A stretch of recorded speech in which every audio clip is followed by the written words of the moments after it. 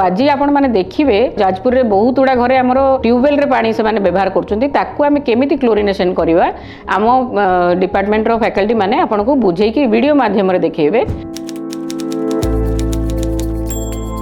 प्रथमे जो जगार नलकूप डिसइनफेक्शन करा जिवो सेही जगार केतेटा जिनिस थिबा आवश्यकता जेपरिक 2टी बाल्टी गोटे मग गोटे छणा गोटे काहाली बा फुलरी गोटे डंकी 40 फुट्र गोटे पाइप एवं दियासिल खोल। आमे प्रथमे पहुँचले कौन सी जगार प्रथमे आमे क्लोरीन रो एक सॉल्यूशन बनैबा ताहा बनैया पई प्रथमे 40 ग्राम ब्लीचिंग पाउडर नबा दियासिल खोल सहायरे एवं ताहाकू गोटे मगर पेस्ट बनैबा। पेस्ट बनै सारिले मगरू ताहाकू एक बाल्टी रे ढाली देबा एवं ताकू किछि समय पई छाड़ी देबा।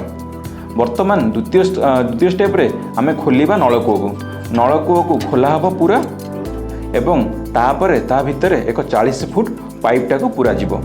40 फुट पाइप पूरा हला परे तार मुहरे एक काहाली बा फुलरी लगा जीवो।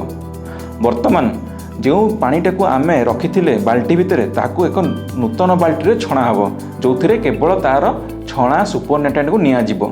वर्तमान सही छणा जाइथिबा पानीटा को आमे एक मग सहाय्य रे काहाले फुलरी देई नलकूप भितर को छाड़िबा ताहाको पूरा शेष हेबा पर्यंत ढालिबा। वर्तमान हेई सारला परे पाइपटा को काढ़ी देबा एवं आमे नलकूपटा को बंद कर देबा। तापरे एहाकू 6 रु 8 घंटा पर्यंत छाड़ी देबा ताकू व्यवहार करिबा नाही एवं ता परदिन जेबे व्यवहार करिबा प्रथम 10 रु 15 मिनिट केवल चापाकल को मारिकी ता पानी सब बाहर कर देबा। वर्तमान ताहा पानीय उपयोगी अटे।